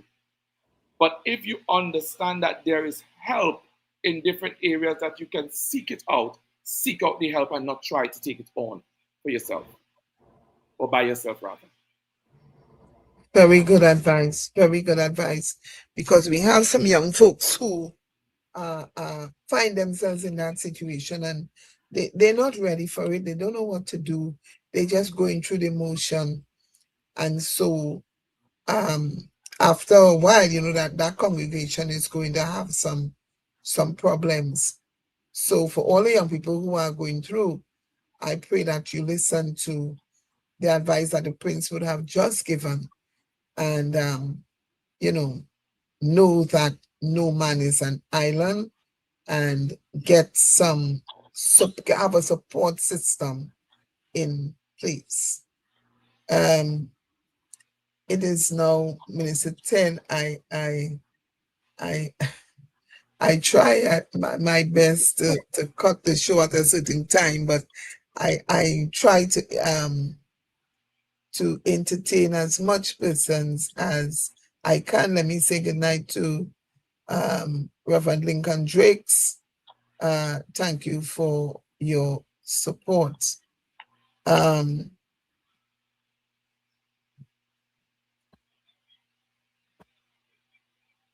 Pleasant good night to Sister Mavis Thomas, and thank you for your greetings.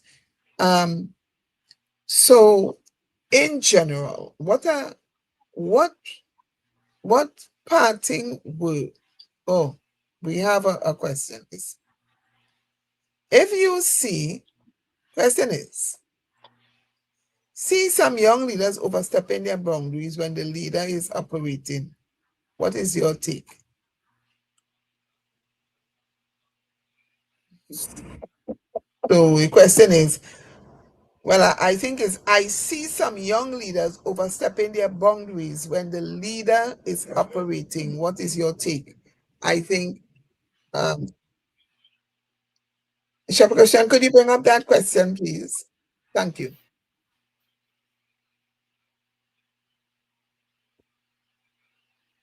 So, one of which some of us grew up in different eras, right? And in our era that I grew up in, I think I got the last of the old school bunch of leaders and they who was still hitting you with a fax room, hitting you with a something. I think I grew up in that part. You dare not would have even think about in that time overstepping that leader because you know you were going to get something you were going to get. And in some cases, according to the leader, he will allow you to overstep and then take your hand and carry you deeper somewhere because you think that you know and leave you there and come back out and sit down and tell you to get out of it. So I understand that we are in different eras that we're thinking now. So I'm saying that respect is becoming very fragile in the time that we live in. That the slightest and littlest thing people disrespect you. Because in no way you know for a fact that you should be overstepping any elder. You see elders having conversation or doing operation, you know you have to sit back. You have to wait. You cannot go out there unless they invite you. And if they ever invite you, if elders or spiritual parents start teaching children that, because it's all about it starting with your home. And it even starts with your carnal life, because some of us are in our homes and disrespecting parents. Some of us in our carnal homes and the neighbor, the elderly neighbor can't talk to us. So I'm saying that it all starts with you, how you are cultured, that you know for a fact that, okay, if I see elders coming up, step aside. I'm saying to the young people, what you do and what you give now, it is most certain that it will be given to you at a later date. Put yourself in that elder's shoes. Know if you want to be disrespected or not disrespected. Because if you are disrespecting elders, persons that are coming under you is likely to disrespect you as well. Because they are going to pattern after your behavior and they are going to justify it by saying, you too disrespect elders, so I could disrespect you. Because that's the society that we are growing up in now. So I'm saying to persons, know your place. It's simple as it is. Know your place. Function in your junction. It's just simple. And we also have a responsibility, whereas youths, to function in our junctions and respect elders, elders need to respect themselves first.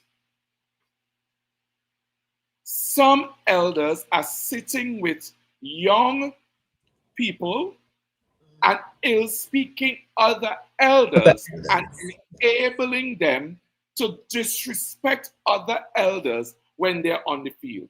So this stems from some places. And we need to understand that every single person have a responsibility.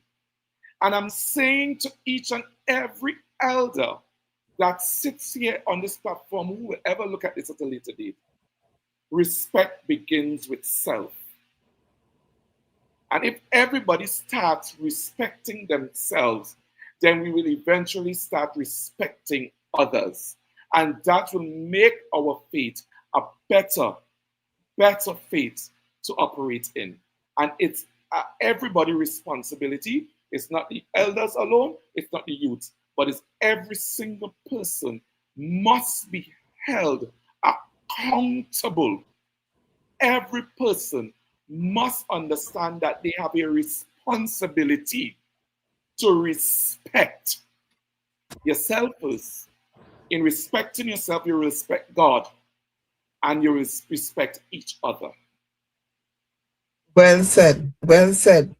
As you said, it all begins with the elders have a responsibility. You know, like I have a serious problem. One of my peeve is when elders sit with their spiritual children and back talk other elders. And in some cases, the children cannot speak to that elder because you told them that. Not to speak to And them. right, and then you know, sometimes as elders will tell their spiritual children, you know, Mother Lloyd, she don't know nothing. You see, Prince, he don't know nothing. And the children will believe that because you told them that. Yeah. Yes. And so sometimes we hinder people from breakthrough and blessings because of our selfish behaviors. I have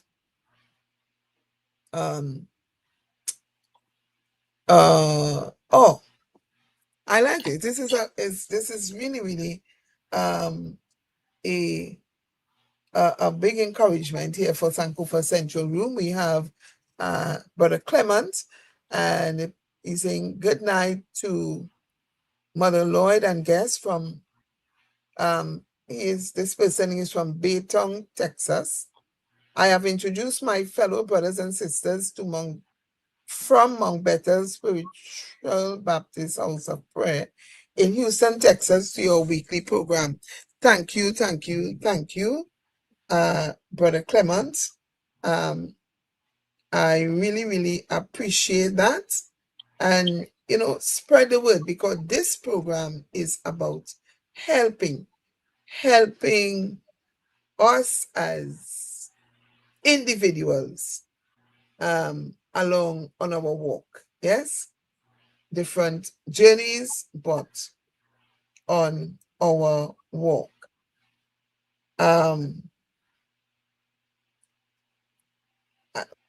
Faith in Action Harris is saying, Prince, you have spoken the unshakable truth. Yes. And so I am looking at the time and everything I'm saying. Somebody is saying, thank you, Mother Lloyd, and your speaker, Brother Jordan, for such great sharing of your experience, wisdom with knowledge, so we can grow more together in this faith as spiritual Baptists. And so, Prince, I want to thank you I want to thank you for taking the time out from your busy schedule. I want to thank you for accommodating me once more, so we can sit and have this course. And hopefully we can help somebody along the way who is struggling in one area or another. Any parting words for our viewers? To all my fellow young ministers in ministry, I know that we face a different or face different challenges to those who were before us because we now battle in a world where technology exists. It's where technology has become readily at the fingertips of each and every person. I encourage you to, during your challenges, to always remain grounded. Remember your calling, understand your purpose. Always have that direct communication with Almighty God. Nothing can fail you, but once you have that communication with God, it will never fail you. Because sometimes this walk can be a very lonely one because as you climb the ladder, it's the lonelier it gets, the more lonely it gets, and you must be able to understand that to find comfort in the Word of God. That is your manual, that is your chart and your compass that is allow you to navigate through your different challenges and obstacles that you may face. And I'm saying to each and every one of you that remember that young ministers are human too, and they are trying to perfect their faith just as you are. And sometimes we meet them with a fist of ruling, but just remember that they too are trying their best to obtain and working out their soul salvation. So I'm saying, and this does not give the minister the opportunity to do as he wants, but you must be actively working towards change. As the word of God said, be ye perfect as I am perfect. And I'm saying to you that continue to walk in the invocation in which you call, you will stumble, you will fall. Nothing is wrong. When you fall, you get back up, learn the lesson, and keep going. So those senior elders and ministers, they didn't get there. And some of them are hiding their past from us. And some of them will even paint a picture as though it was all perfect, which indeed it was not. The time that they grew up in, things weren't as public as it is now. Where we are going now at the fingertips, if you preach a wrong sermon, your video can go viral. If you say something out of context as a minister, it can go viral and more persons can know of it. But I'm saying to each and every one of you, try your very best to walk in the straight and narrow path. Try your very best to do what God has called you to do and do so to the best of your ability. Your experience, write the book. Write your book that one person one day can take a chapter or a lesson or two out of it so that they will be able to better navigate through their present day challenges that they face. God bless you. Have a pleasant night to each and every one. And thank you so much. Thank you. Sister Mavis is saying you are doing a wonderful job, Mother, with this program. It's very inspiring and edifying. God's continued grace and blessing. I'm sharing with friends and fellow believers. Thanks to Sister Listra Sylvan for sharing this program with me. Shout out to Sister Listra, continue to share it because, somebody asked me, why Sankofa? Why not a preaching or something else? And I said to them, we have many programs, people preaching the word, many programs, but we don't have many programs where persons are dealing with the issues. Because it doesn't matter how much word I have, but I have a weakness, and I don't know what to do with the weakness. And so since persons are not maybe inclined to want to deal with the problems, or maybe not brave enough to step out, Sankofa Central Room is here for you. Yes? So thank you again, Prince. It is always a pleasure. You know, whenever we meet on the forum, I feel we could just, make it so easier, so smooth. So, we could just talk and talk and talk.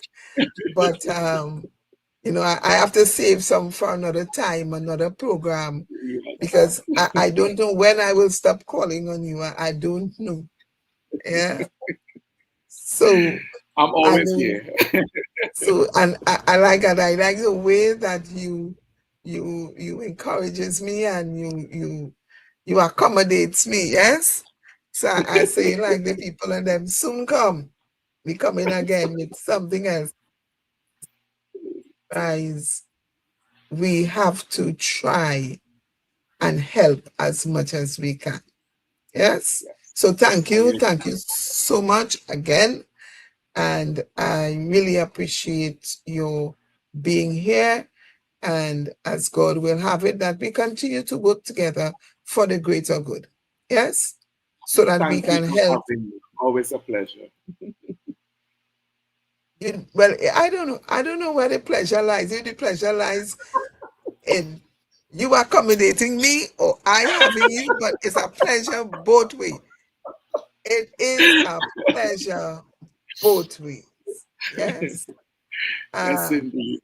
so we have Lisha saying, I enjoy this program tonight, Mother Ned. Every question was answered with truth from the young leader and brother. Thank you, very edifying. As you both poured out, I prayed Yahshua. Oh, so as we pour out, she's praying that Yahshua will pour back into us 100-fold. Somebody else is saying, and thank you, Sister Lisha. Thank you so much. We received that.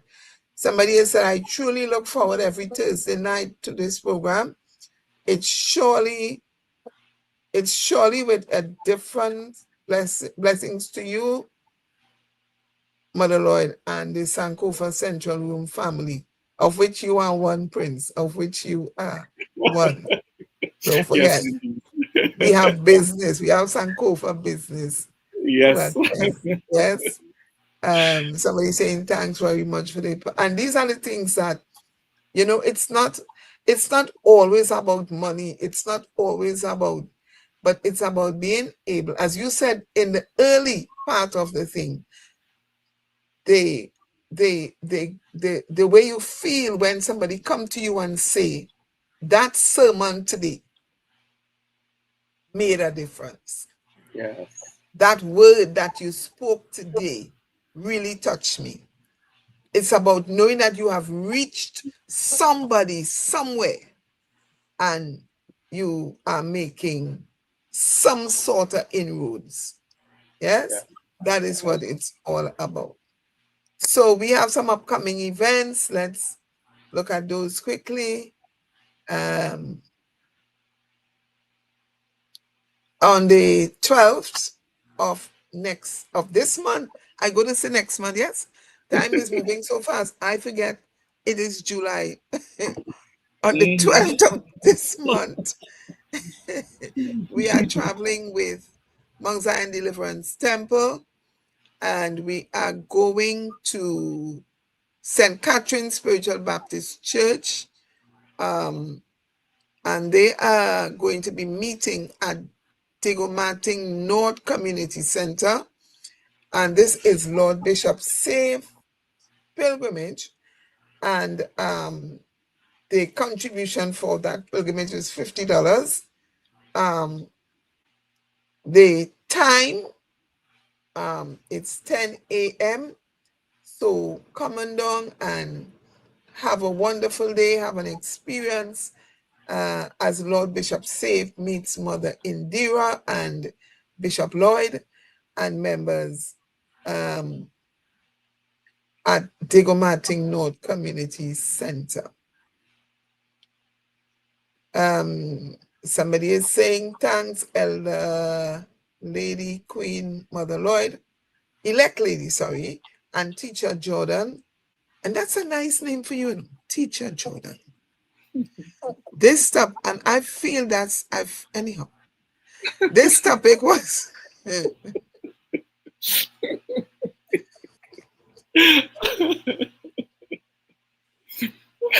spirit of the teacher is very much alive in the prince. This Yes, topic yes. was very awe-inspiring to me. It has given me the knowledge on how to deal with the many challenges I face, a man in the spiritual Baptist ministry. So we have somebody saying here tonight that we help them. Yes? Why are you laughing like that? Sister Listra is saying, yes, I like a teacher. Teacher, you could only try to not show up the thing, but there come a time when the thing does show up for itself, the thing does show up for itself. And that's why I always say, you don't have to always tell people that just figure it out. Yeah? Oh my. Yeah. All right. Gethsemane Youth Pilgrimage. They are going to Great Emmanuel Spiritual Baptist Temple. I'm trying to read the bottom. I'm not sure. The I'm not colors getting is it. blue and white. The location is at Location St. is Jude Spiritual Baptist Church, number 97B O'Meara Road, South Arima, and it's 10 okay. a.m. And it's 10 a.m. sharp, and the contribution is $40. And that is Sunday, the 19th of July. Now, these things sung in far, but all these things are very, very close, because the 12th is next week, Sunday, and the 19th is the Sunday after that. And we have St. Anne's Mystical Healing School anniversary Thanksgiving. This is Bishop Sean Isaac, and his ministry. And this is on Sunday, the 19th of July as well. Time 1 p.m. Terradale Community Center, San Fernando. All are welcome. So this is Bishop Isaac's church anniversary, Sunday, the 19th of July, time 1 p.m.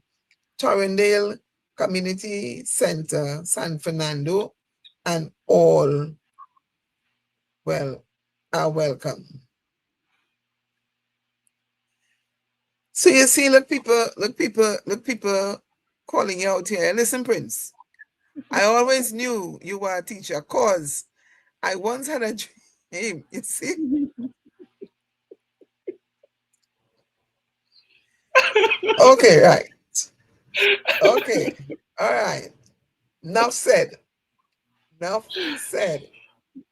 But Zion House of Prayer Evangelical Mission, and this is the ministry that I the head pastor of, and we are having a youth fest, our youth fest on Sunday the 9th. Now, just to clear up something for persons, the first youth event we had, that was Sankofa Central Room. This is Mount Zion. This is the church, and the theme for the day is wrestling. I will not let thee go. Sunday, the 9th of August, starting from 10 a.m. to 4 p.m. We are asking persons to come out and really support this, because this is our back to school fundraiser. Apart from it being the youth fest, it is also our back to school fundraiser.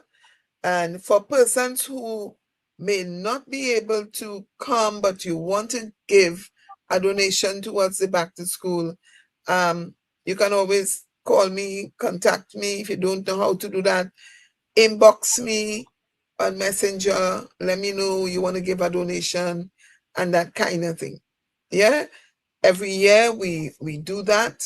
We take care of some children in the area, because I believe one thing that the church must do, the church must form a relationship with its members of its community. Yes. And so this is, was that a contribution, very small contribution of $30 will be required on entry, and refreshments will be on sale. This event is for everyone, even though it's a youth fest. We want the elders to come out. We want everybody to come out and support the event. We want it to be a success, right? New House of Israel is having a pilgrimage to St. John, right? So this pilgrimage is going by Shepherd Dalrymple on Sunday, the 9th of August. That's the same day of the Youth Fest. So this pilgrimage is coming from Lactus Road. I think that's somewhere Separia also. Return fee $150, conducted by Bishop Cecil George. Yes? So persons who would want to give Brother Christian some support, Shepherd Christian some support as well, can do so. Thank you, Sister Neves.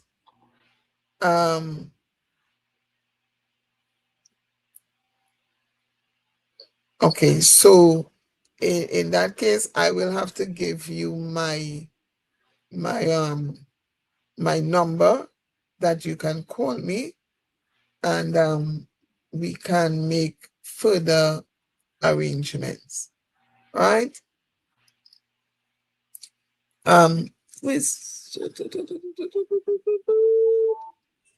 This is okay, right? So St. John's is having, and St. John's is Shepherd Christian. And for persons who don't know who is Shepherd Christian, he is the man behind the scene, behind the camera. He's having a 5th anniversary celebration. I'm not sure. I don't know if it's Spiritual Baptist Radio. He will clear that up. But the information is that this is happening on the 24th of September, which is Republic Day. So the anniversary service starts from 10 to 1, and then Young Women in Ministry seminar from 2 to 5. The theme is Mary, Martha, or Dorcas. What is my role and function? Location to be announced. And there is a WhatsApp number that you can call. Yes. Let me say, for persons who want to give towards the back to school, you can find me on Messenger as Hilary Stapleton Ned. Yes, you can find me on Messenger as Hilary Stapleton Ned. So you can message me. And for persons who not on Messenger, you can WhatsApp me at 681-7317. Yes, you can WhatsApp me at 681-7317, or you can find me on Messenger as Hilary Stapleton Ned. Every little bit goes a long way. Okay, so thank you again, Prince. Thank you to all our viewers tonight, everybody who contributed. Prince, they're on your case, boy. Everybody who contributed, everybody who asked a question, made a comment, in some way made this program what it is tonight. I say thank you. I am elect lady. We are leaving Prince tonight with he just can't catch himself tonight. He just can get catch, but that just happen when you get catch. You get called out and if I am the elect lady, uh, Queen Mother Hilary Lloyd saying to you, thank you, thank you, thank you so much for being with us tonight and continue to stay connected with God and continue to build your relationship with God. It is important. Good night and God bless. See you next week when we come with another interesting program. Tell a neighbor, tell a friend, and join us next week, God's willing. Good night and God bless. That's nice. God bless. That's nice.